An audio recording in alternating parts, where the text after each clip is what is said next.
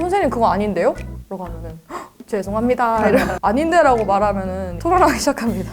저는 고양시 일산에서 아르바이트를 하고 있는 22살 윤서빈입니다. 학원 보조 아르바이트를 했었어요. 지금은 편의점 아르바이트를 하고 있습니다. 보조 업무가 완전 복사하고 이런 게 아니라 정말 아이들을 가르치는 업무를 맡았어요. 가르치는 게 80%, 채점이 20% 이렇게 했습니다. 과목은 수학도 했고 영어도 했었어요. 제가 문과이기 때문에 영어를 좀 더 전문적으로 했었어요. 보통 고등학교 2학년에서 3학년 정도를 가르쳤어요. 그럼 엄청 부담스럽지 않아요? 맞아요. 사실 제가 좀만 잘못하면 점수에 바로 직결되고 내신에도 바로 영향이 가는 거라서 조금 힘들었던 기억도 있어요. 처음엔 되게 자신만만했어요. 아, 나 정도면 고2는 맘대로 가르칠 수 있지 않을까? 들어갔는데 문제를 봤는데 모르겠는 거예요. 근데 모르겠다고 말을 못 하잖아요. 그래서 아, 잠시 화장실을 갔다 오겠다. 화장실을 뛰어가서 핸드폰으로 제가 모르는 걸 막 검색을 했어요. 다시 와서 아, 이제 기억이 났다 이러면서 열심히 알려줬었어요. 제가 경력이 하나도 없었잖아요. 이제 재수를 하고 나서 돈을 너무 많이 빌렸다고 생각을 한 거예요. 그러니까 부모님께서는 저한테 돈을 보태줬다고 생각을 하지만 저는 부모님한테 돈을 땡겨 썼다고 생각을 했기 때문에 그만큼 용돈을 벌어야 하는데 경력이 없는 나에게 무슨 도움이 될 수 있을까? 뭐가 가장 유리할까라고 생각을 했을 때 그러면은 그나마 내가 좋은 결과를 얻었고 성취할 수 있고 신뢰성 있는 결과를 가지고 있는 학원 보조 아르바이트를 하는 게 내 경쟁성이 좀 더 높겠다 라고 생각을 해서 학원 보조교사를 선택하게 되었습니다. 전 누군가를 가르치고 싶은 이유도 있었어요. 약간 초등학교, 중학교 때 선생님이 되는 게 꿈이었어서 아이들에게 뭔가 도움을 주고 싶다라는 마인드에서 그런 이유로 최저시급을 거르고 시급이 높고 아이들까지 가르칠 수 있는 업무를 선택했던 것 같습니다.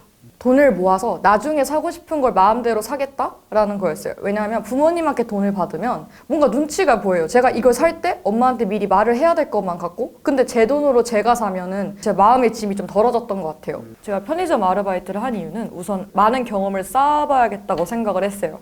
제가 이거 외에도 뭐 패스트푸드점에서도 해봤었고 아이들을 대상으로 한 놀이동산에서도 일을 해봤었어요. 그런 거 하는 이유는 제가 나중에 어떤 업종에서 일을 하게 될지 모르기 때문에 미리미리 경험을 하면서 사회에 더 많은 적응을 해보자 라는 마인드였고 너무 학원에만 하니까 한 우리에 갇힌 느낌이었어요. 그리고 눈치를 안 보고 선생님으로서 대우를 받고 하다 보니까 내가 나중에 누군가를 눈치를 볼 수가 없는 거예요. 진상 손님도 많이 겪어보고 약간 이러면서 안 좋은 면도 같이 충돌을 해봐야겠다라는 생각에 편의점을 하고 있고 앞으로도 또 더 찾아볼 것 같아요. 저는 제 학업과 큰 연관이 없었으면 좋겠어서 월요일부터 금요일까지 학교 공부를 하고 그 다음에 주말에 이제 아르바이트를 해서 돈을 벌자라고 해서 주말 아르바이트만 지원을 했었어요. 그리고 시급은 이게 최저 시급인 것도 있어요. 학원 보조 아르바이트가. 근데 그럴 경우에는 저처럼 뭔가 가르치는 업무가 아니라 복사를 하거나 학원 청소를 하거나 그런 자빌 같은 걸 많이 시키시는 거거든요. 근데 저는 그런 업무보다는 학원에서 아이들을 가르치는 업무이기 때문에 13,000원에서 14,000원 정도를 받고 일했었던 것 같습니다. 한 5시간, 6시간? 휴게 시간도 따로 있어요? 아니요, 없습니다. 근데 사실 아이들이 안 물어볼 때가 저한테는 휴게 시간이에요. 그냥 가만히 이렇게 앉아있기 때문에 질문을 할 때 자유롭게 와라 라고 하는데 애들이 안 오죠. 그게 제 휴게 시간이었어요. 저는 전날에 문제를 미리 풀어봐요. 근데 시급을 높인 이유는 그 시급 자체가 집에서 하는 것까지 포함이 되어 있어서 그런 것 같아요. 편의점 아르바이트는 그때만 열심히 하면 되지 집에서 뭔가를 준비하거나 하지 않는데 여기는 제가 미리 준비를 하지 않으면 학생들한테까지 영향력을 끼칠 수 있는 거예요. 그래서 부정적인 영향을 안 끼치려면 내가 좀 더 잘해야겠다는 생각이 들어서 집에서 미리 문제를 풀어보고 보면 난이도가 다 있잖아요. 모의고사 같은 거를 보면 몇 번이 특히 어렵다. 그런 부분을 더 열심히 집중해서 보고 물어볼 만한 내용은 다 숙지를 해놓고 들어갑니다. 일단 인사를 합니다. 안녕하세요 인사하고 제 주어진 자리에 앉아요. 이렇게 자리에 앉아서 제가 오늘 가르쳐야 할 종이들을 다 봐요. 저 이미 미리 공부가 돼 있는 상태이기 때문에 이렇게 보면 알아요. 근데 선생님께서는 제가 되게 똑똑하다고 믿고 계시거든요. 원장 선생님이 미리 테스트 같은 걸 하시는지 저한테 이렇게 딱 짚고 이게 무슨 의미야? 라고 저한테 물어보세요. 그러면 저는 그때 그냥 다다다달 말하고 약간 좀 신뢰가 채워진 상태로 당당하게 좀 앉아있으면 아이들이 와서 질문을 합니다. 딱히 짜여진 스케줄이라는 게 없어요. 뭐 1교시, 2교시 이게 있어도 보조교사한테는 그게 의미가 없습니다. 복도 쪽에 이렇게 앉아있으면 애들이 와서 줄 서고 줄 서면 마음이 급해져요. 왜냐면 이제 애들이 너무 오래 기다리면 화를 내요. 막 아 진짜 이래가지고 저한테 하는 말 아니긴 한데 무섭잖아요. 또 다 같이 모르는 문제가 있으면 그럴 때는 30-40분 정도 제가 칠판 앞에 나가서 판서를 하고 그렇지 않을 때는 의자에 앉아 있습니다. 학력을 물어보세요. 학력과 수능 성적표. 그걸 보고 미리 판가름을 하셔서 몇 명을 뽑아놓은 다음에 거기서 면접을 보고 뽑는 것 같아요. 전에는 되게 잘했지만 지금 실력이 좀 떨어지신 분들은 내보내고 막 그러기도 하나요? 네. 그리고 가끔 성적표를 위조해서 하시는 분들이 있어요. 근데 이게 보면 티가 나거든요. 왜냐하면 모르는 게 얼굴에 이렇게 보여요. 제가 이렇게 옆에서 봐도. 그러면 처음에는 원장 선생님께서 약간 이상하다라고 생각하시다가 한 3-4번 그러시면 화를 내면서 나가라고 하세요. 보고 깜짝 놀랐어요. 무섭다. 지금 제가 이게 알바몬 인터뷰라서 그러는 게 아니라 진짜 알바몬 플랫폼에서 했어요. 그거 말고는 막 지인 추천으로 하는 방법도 있는데 지인이라는 게 사실 제 주변이 다 동갑이나 한 살 많거나 이런 사람들이어서 지인 추천을 받을 게 없었어요. 그거 있잖아요. 성적 입력하면 연락 오는 거 아세요? 성적 시험 잘 나오는 사람들한테 연락이 와요. 보조교사 하라고. 근데 저는 그때는 안 했거든요. 그때 안 하고 알바몬에 찾아서 했었어요. 다 그래요. 완전 근데 있잖아요. 성적 제일 높은 애들부터 들어가는 의대 진학반 이렇게 있는데 거긴 진짜 빡셉니다.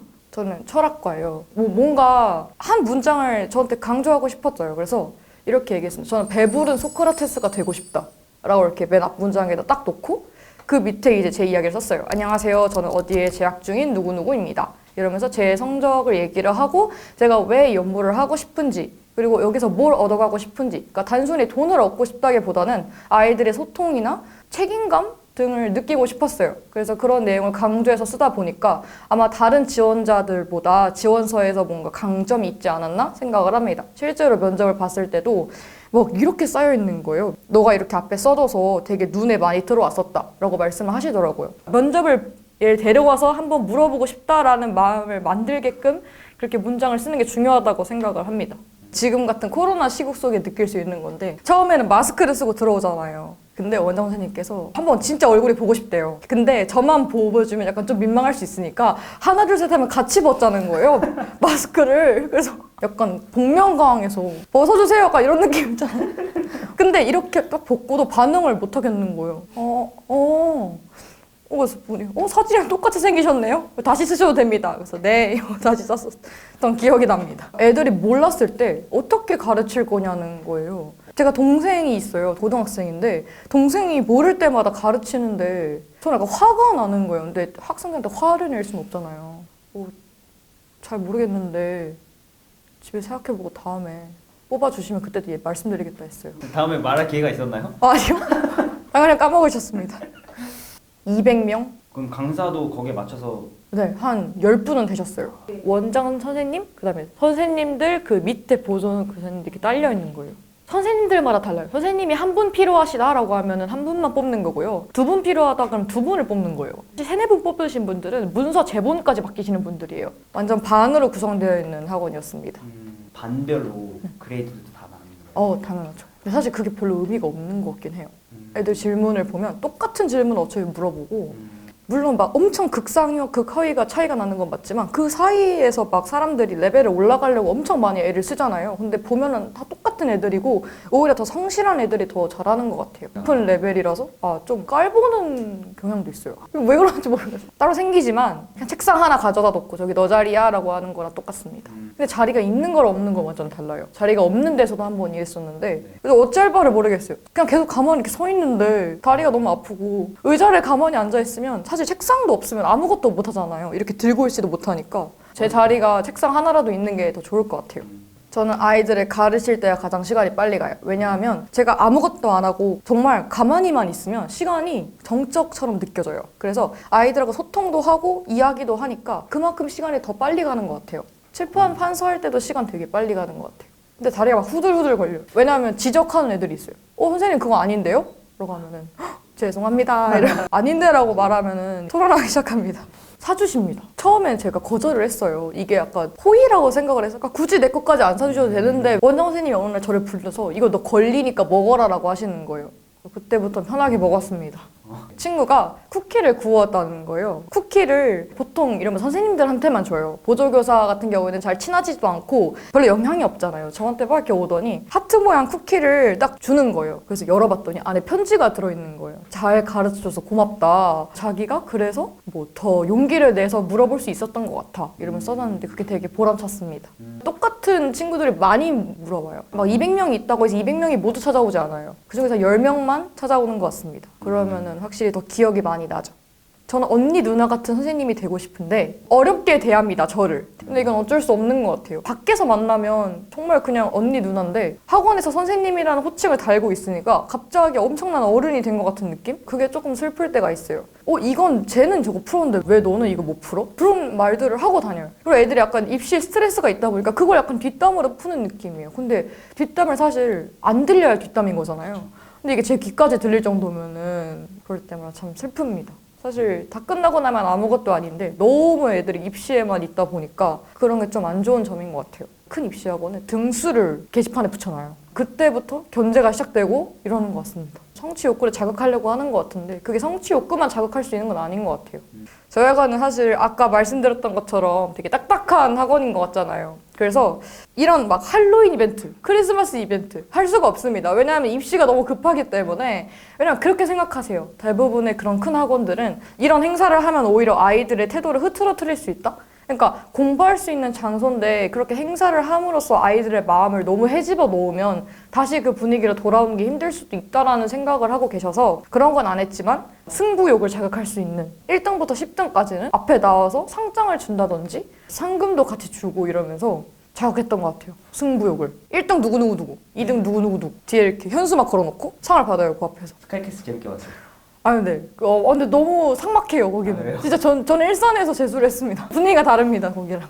다 똑같이 공부하는 애들인데 뭐가 다르겠어? 라고 생각하지만 애들이 풍기는 분위기 자체가 달라요. 이게 뭐 잘 살고 못 사고 그런 분위기가 아니라 눈빛이 달라요. 열망하는 그런 분위기가 좀 더 있는 것 같아요. 그러니까 그런 애들한테 피해를 안 끼치려면 더 열심히 해야겠다는 생각밖에 안 들었어요. 우선은 시급이 높은 게 장점이고 또한 몸이 편한 게 장점이에요. 그리고 남의 눈치를 안 볼 수 있다는 거. 패스트푸드점 같은 데를 가면은 고객의 눈치를, 물론 저도 학생들의 눈치를 보긴 하지만 고객의 눈치를 보는 것과는 약간 느낌이 다르거든요. 제가 갑을 관계로 학생들을 대하는 게 아니다 보니까. 근데 고객 같은 경우에는 눈치도 보고 같이 일하는 점원들 눈치도 많이 보잖아요. 학원은 약간 각자 일을 좀 더 집중해서 열심히 하자라는 분위기가 강해서 마음이 심적으로 편안했던 것 같아요. 하지만 단점은 제가 하는 잘못들이 그대로 학생들의 인생에 귀결될 수 있다는 점이에요. 그러니까 무언가 잘못 알려줬을 때 그걸 바로 캐치하면 상관이 없는데 집에 와서 생각이 난다든지 아니면 나중에 와서 선생님 이거 아닌 것 같은데요? 라고 하면 정말 억장이 무너지는 느낌이거든요. 그런 게 좀 단점인 것 같아요. 뭔가를 가르쳤을 때 뿌듯함을 느끼는 사람? 단순히 돈을 얻기 위해서 하겠다라고 하면은 절대 얼마 못 버텨요. 그리고 제 주변에도 정말 돈 많이 주고 몸 편하니까 해야지 라고 해서 뽑혔지만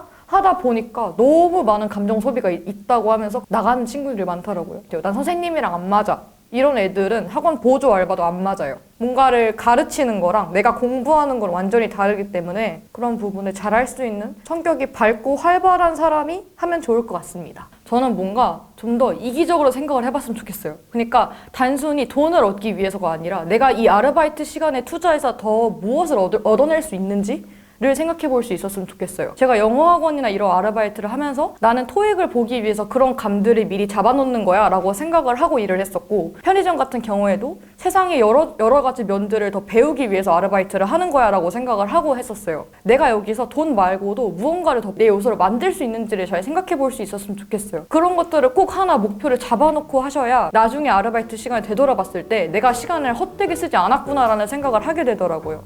그래서 그게 꼭 필요한 것 같습니다. 그런 걸 마음에 심어 놓는 게.